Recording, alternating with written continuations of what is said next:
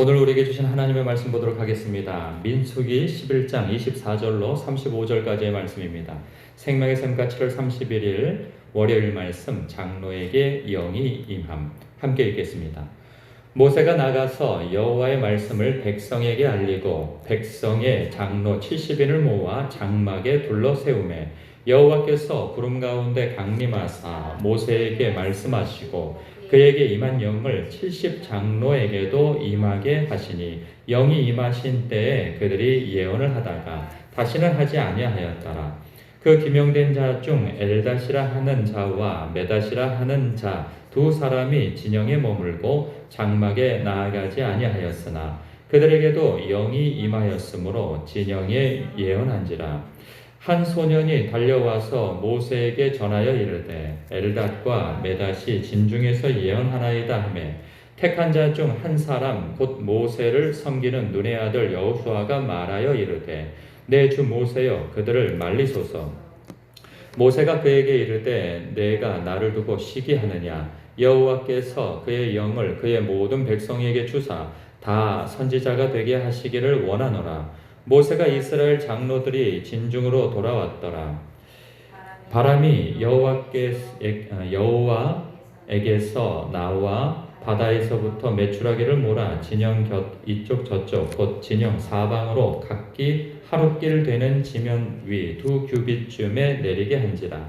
백성이 일어나 그 날 종일 종야와 그 이튿날 종일토록 메추라기를 모으니 적게 모은 자도 10호멜이라.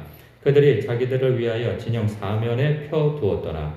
고기가 아직 이 사이에 있어 씹히기 전에 여호와께서 백성에게 대하여 진노하사 심히 큰 재앙으로 치셨으므로 그곳 이름을 기브롯 핫다아와라 불렀으니 욕심을 낸 백성을 거기 장사함이었더라. 백성이 기브롯 핫다아와에서 행진하여 하세롯에 이르러 거기 거하니라. 아멘. 모세가 백성들의 원망과 비방을 겪었죠. 거기에서 오는 이 과중한 책임감을 하나님께 호소한 바 있습니다. 내가 이들을 다 낳았습니까? 내가 이들을 다 품어서 내가 낳은 내가 아비입니까? 어찌하여 내가 이 모진 소리들을 다 들으면서 이 과중한 이러한 책임을 나에게 다 지우십니까? 이 호소를 할 때 하나님께서 진중에서 그 지파별로 어른된 자들을 모으라 70인을 모으라 이리 말씀하시죠. 그래서 성막에 다 모으라 기별을 하였습니다. 그래서 그들이 다 모였어요. 그때 하나님께서 그들에게 하나님의 영을 임하게 하신 거죠. 그러니까 지금으로 말하면 성령님을 임하게 하셨습니다. 그랬더니 그들이 예언을 하게 되어졌어요. 그런데 그 가운데 26절에 보니까 기명된 자 중 엘닷과 메닷이라 하는 두 사람이 진영에 머물고 장막에 나가지 않은 거예요. 그러니까 기별을 듣고도 그들은 자기 장막에서 성막으로 향하여 나가지 않았다 하는 것을 볼 수가 있죠. 그러면 이들은 어떤 사람들일까요? 굉장히 다윗의 권위에 도전하는 자요, 그를 원망하는 자 중에 유력한 사람이라 짐작할 수가 있죠. 그들이 장막 중에 머물러서 감히 나가지 않는 거죠. 그럼에도 불구하고 하나님께서 그들에게 하나님의 영을 동일하게 허락하사 그들도 예언하였다 말씀하고 있어요. 그런데 여기서 보면은 그렇게 예언을 하다가 다시는 하지 아니하였더라 이리 말씀하고 있어요. 여기에서 뭐 예언이라 하면 그 목적으로서는 먼저 그 내용이 무엇일까 이렇게 생각을 해볼 때 사도행전에 보면 하나님의 큰 일을 말함을 우리가 듣는도다. 그러니까 그 하나님의 사람들이 이 방언을 하게 되어지죠. 뭐 이때도 방언을 했다 그런 얘기가 아니고 어떤 예언을 하는데 그 내용인즉슨 하나님께서 과거에 어떻게 하나님의 백성들을 인도하셨는가, 그리고 현재 하나님께서 어떻게 함께 하시는가, 그리고 앞으로 하나님께서 어떻게 함께 하시고 어떤 계획을 갖고 계시는가에 대해서 이스라엘 백성들에게 막 하나님의 그 큰 일에 대한 역사에 대해서 예언을 했던 거겠죠. 그 소리를 듣고 그들이 느꼈을 것은 무엇이면 하나님의 영이 저들에게도 임하시는구나 하여서 이 모세와 동일한 뭐 동일한 것은 아니겠지만 버금가는 그런 영적 권위가 저들에게도 주어지는구나. 사람들로 하여금 가시적으로 보도록 하나님께서 세웠음을 알도록 하는 그러한 기능으로서 예언을 허락하셨다 하는 생각이 듭니다. 그런데 여기에서 그 예언을 그 한 번 했다가 다시는 하지 않았다는 거예요. 왜 그랬을까? 그런 생각이 듭니다. 물론 그 성령님은요 구약시대 때 한시적으로만 임하세요. 보면 뭐 부살렐이라고 하는 그 출애굽기에서 그 성막 기술자에게 한시적으로 그 기능을 발휘할 수 있도록 하나님께서 성령을 허락하시사 그 일을 감당케 하시고, 기드온도 그렇고 사사기에 보면 삼손도 그렇고 사무엘상에서 등장하는 사울도 그렇고 하나님께서 일시적으로 그들에게 그 성령이 임하도록 하신단 말이죠. 그런데 그것과는 별개로 오늘 본문 속에서 예언을 하다가 다시는 하지 아니하였더라, 이 말씀에 대해서 한번 생각해 보게 되어집니다. 왜냐하면 하나님께서 어떤 목적을 가지고 그들에게 예언이라고 하는 어떤 은사를 쓰도록 하셨는데, 그 이유는 다시 하지 않았다라고 하는 것에 있어서는 성령님께서 임하시고 한시적으로 임하시고 거두셨다라고 하는 의미도 있지만, 오늘날 우리 이 현장 속에서 느끼는 이 묵상되어지는 이 말씀으로서는 그런 생각이 들어요. 하나님께서는 은사를 선물로 허락하세요. 그게 방언이 되어졌던, 예언의 은사가 되어졌던, 통변이 되어졌던, 뭐 치유의 은사가 되어졌던, 영분별이 되어졌던, 그 무엇이든 그것이 주어질 때는 하나님께서 선물로 주시는 거죠. 그런데 분명한 것은 그것을 하나님께 감사하고 하나님과 내밀한 교제 속에서 그것을 하나님의 뜻 가운데서 풍성하게 사용하려고 한다면 그것이 계속 확장되어지고 더 깊이 사용되어질 수는 있으나, 하나님과 친밀한 그런 교제 가운데에서 주님 안에서 그것을 사용하지 않는다면 그것은 소멸되어지는 경우가 많습니다.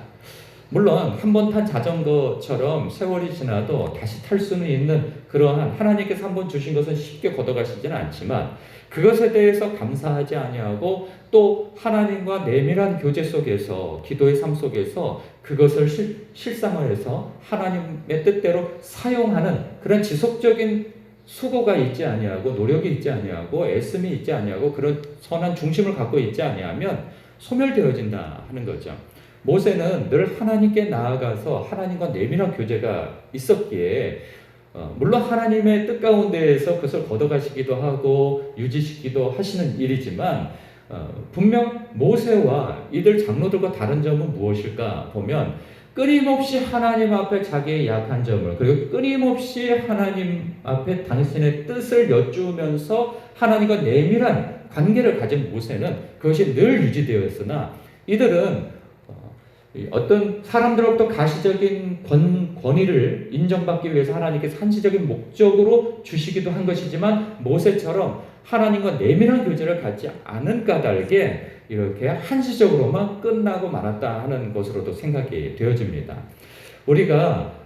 우리 뭐 성도님들 가운데는 방언을 하는 분도 계시고, 뭐 어떤 분들은 뭐 통변하시는 분들도 계시고, 또 기도하면 하나님께서 역사하셔서 치유의 은사도, 그 밖에 많은 영적인 은사들을 허락하실 때 중요한 것은 무엇이냐면 하나님과 내밀한 교제를 끊임없이 가지면서 이미 주신 것에 대해서 감사함을 가지고 그것을 하나님의 뜻대로 영광스럽게, 그리고 하나님의 뜻 가운데 사용하는 그러한 꾸준함이 있어야 하는 것이죠. 그럴 때 이것이 한시적으로만 사용되어지지 아니하고 지속적으로 사용되어질 수 있다 하는 것입니다. 그런 부분을 묵상할 수 있고요. 그런가 하면 여기에서 뭐 엘닷과 메닷이라고 하는 두 사람이 대적자로 서게 되어집니다. 그때 동일하게 하나님께서 이들에게도 예언의 그 영을 허락하셨단 말이죠. 그래서 그들도 예언하여서 결국은 지도자로 세워졌다는 사실이에요. 왜 이 사람들은 모세를 대적하고 하나님을 원망하는 자들 가운데 있음에도 불구하고 하나님께서 이들에게 동일한 권위를 허락하셨을까 싶은 생각이 드는데, 여기에도 메시지가 있다는 생각이 들어요. 우리는 그러니까 나를 대적하고, 가령 담임 목사인 저를 저에 대해서 뭐 비방하고 좋지 않은 시각을 갖고 뭐 그랬다 하더라도 그것이 이런 게 있잖아요. 사람은 자기중심적인지라 나를 대적하고 나에게 잘하지 않는 사람은 나쁜 사람이 되어지고 나에게 잘한 사람은 좋은 사람이 되어지거든요.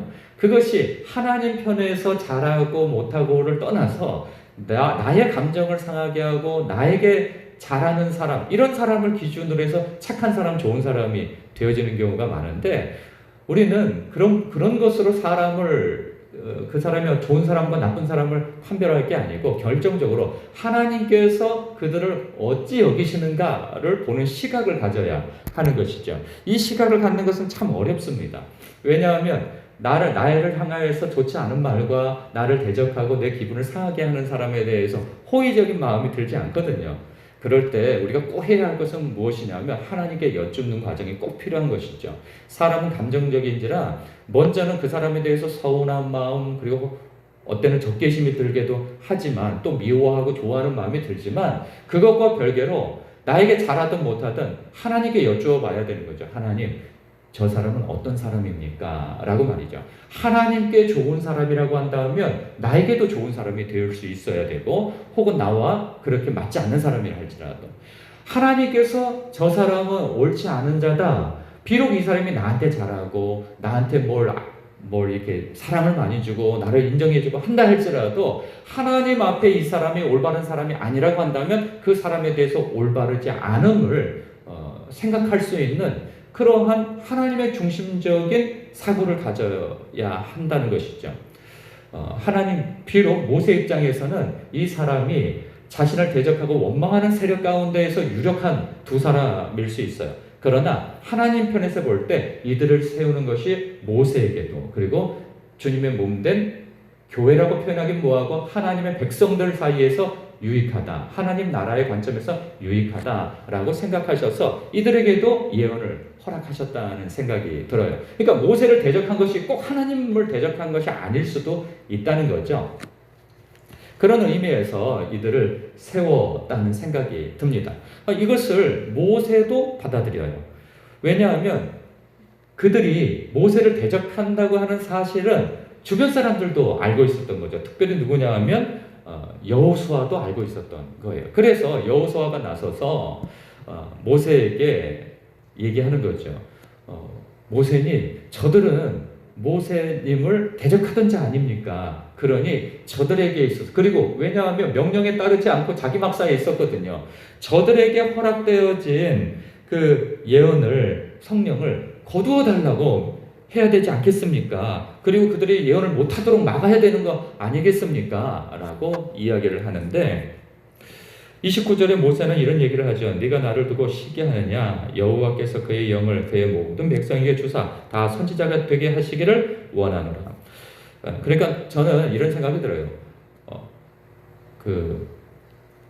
여호수아가 꼭 나쁜 의미에서 이런 이야기를 한 건 아니에요. 그러니까 내 권위, 그러니까 내 주인인 모세의 권위를 해치고 그리고 모세와 함께 있는 나의 권위에 악영향을 끼치는 세력이기 때문에 저들을 못하게 해야 합니다. 뭐 이런 뜻도 있을 수 있겠으나 뭐 주인을 보호하기 위해서 그럴 수도 있겠으나 갑자기 생각이 혼선이 일어나네요. 그런데 어쨌든 간에 그런 것을 떠나서 모세의 입장은 무엇이냐? 이런 마음이 든다는 생각이 들어요. 저도 목회를 하면서 그런 생각이 드는데 책임자의 위치에 있어 보지 않으면 늘 수동적인 입장에서는 원망과 불평을 서슴없이 하게 되어져요. 이런 거 있잖아요. 전도해보지 않는 사람은요, 아무리 그 직분자라 할지라도 오랫동안 신앙생활을 했더라도 굉장히 이기적입니다. 그러니까 자기 생각만 하게 되어져요. 이 사람이 새신자이든 아니면 연약한 신자이든 관계없이 나한테 잘하면 내 기분에 상하면 이거의 기준에 따라서 그 사람을 판단하고 혹은 밀어내고 품고 이런 기준이 자기 기준대로 되어지는 것이죠. 그런데 자기 전도해보는 사람들은 어떤 마음이 드냐? 애틋한 마음이 드는 거예요. 그 영혼의 소중함과 비록 그 사람이 철없이 행동하고 이렇게 아나무인적으로 행동한다 할지라도 그 사람에 대해서 기다려줌과 그에 대한 배려와 그에 대한 중보가 있게 되어지는 것이죠. 그래서 하나님 저를 불쌍히 여겨주옵소서 하는 마음을 갖는단 말이에요. 그러니까 이 사람들은 비록 그 무리에 유력한 사람들이긴 하나 수동적인 거예요. 자기가 이렇게 백성들을 품고 하나님 마음을 품고 그들을 백성을 품기보다는 그냥 자기의 권세와 권위를 유지하고 하는 데 있어서 관심은 거기에 있는 거예요. 그래서 백성들의 마음을 맞춰주기 위해서 모세를 판단하고 정죄하고 비방하고 그렇게 하고 있는 거죠. 그런데 그들이 예언의 영이 임하고 그리고 하나님께서 세워주신 그 권위 속에서 하나님의 뜻대로 이제 지도력을 펴나가게 되어진다면 이전과는 다른 생각을 갖게 되어지는 거죠. 마치 부모가 됐을 때 자신의 부모를 생각하는 것처럼. 부교육자가 자기가 담임 목사가 되어졌을 때 자기가 그때 자기 부목사 시절에 담임 목사를 생각해 보는 것처럼 그 위치에 있을 때 다른 생각을 갖는다는 거죠. 그런 부분에 있어서 하나님께서 그들도 그 권위를 허락하셨다는 생각이에요. 그 뜻을 모세도 알게 되어진 거죠. 그래서 네가 나를 위하여 시기하느냐? 내가 바라는 것은 오히려 모든 백성에게 다 허락하사 모두가 하나님의 생각을 가지고 이렇게 살아가기를 원한다. 이런 마음을 표현하는 거죠.